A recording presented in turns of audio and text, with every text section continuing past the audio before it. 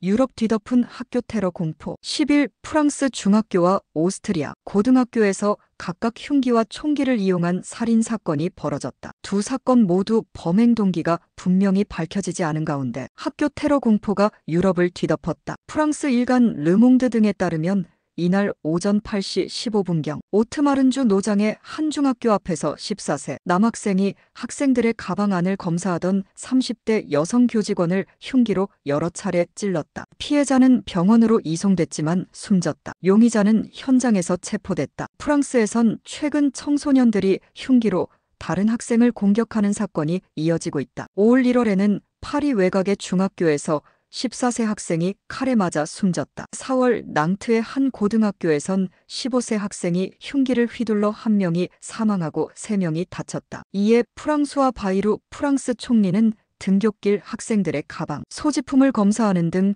보안 조치 강화를 지시했다. 에마뉘엘 마크롱 프랑스 대통령은 이날 X의 국가 전체가 애도하고 있으며 정부는 범죄를 근절하기 위해 총력을 기울이고 있다고 썼다. 바이루 총리는 의회 대정부 질문에서 이번 사건은 사회적 퇴행 현상이라며 정부가 학교에 보안 게이트를 시범 설치하고 형사처벌 조치를 마련해야 한다고 강조했다. 같은 날 오스트리아 남동부 그라츠의 고교에서도 21세 남성이 총기를 난사해 총 11명이 숨지고 12명이 다쳤다. 오스트리아에서 벌어진 총기 난사 사건 중 최대 규모의 피해다. 과거 이 학교에 다니다 자퇴한 것으로 알려진 총격범은 이날 오전 10시경 권총과 산탄총으로 교실 두 곳에서 40발 이상을 난사한 뒤 스스로 목숨을 끊었다. 학생과 교직원 9명이 현장에서 숨졌고 중상을 입은 한 명은 병원으로 옮겨졌지만 사망했다. 현지 매체들은 범행 현장에서 발견된 유서에 학창시절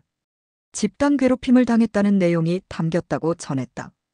다만 수사당국은 범행 단서와 관련된 정보를 아직 조사 중이라고 밝혔다. 오스트리아 정부는 3일간 국가애도 기간을 선포했다. 알렉산더 판데어벨렌 오스트리아 대통령은 우리나라의 가슴을 꿰뚫는 충격이라고 애도했다. 유럽에서 총기 소유가 자유로운 편인 오스트리아에선 과거에도 총기 난사 사건이 여러 차례 발생했다. 2020년에는 수도 빈에서 이슬람 극단주의자에 의한 총기 테러로 4명이 사망했고 22명이 다쳤다. 오스트리아는 4월 기준으로 약 37만 명이 150만 정의 총기를 소유해 유럽에서 민간인 무장 수준이 가장 높은 나라 중 하나다. 현지 공영방송 ORF는 이번 사건을 계기로 총기 규제를 강화해야 한다는 목소리가 나오고 있다고 전했다.